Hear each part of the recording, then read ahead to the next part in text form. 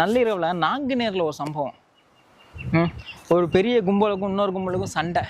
அதில் பல பேர் வெட்டிக்கிட்டு செத்துட்டாங்க. இப்படி சொல்லியிருந்தா கூட பிரச்சனை இல்லை.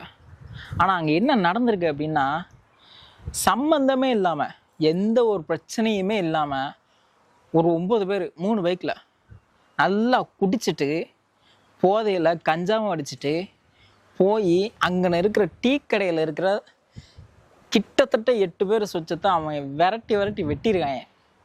அதில் 2 பேர் இறந்துட்டாங்க. ஒருத்தர் வடமாநில தொழிலாளர், இன்னொருத்தர் நாங்குநேரி அந்த பகுதியை சேர்ந்தவர்.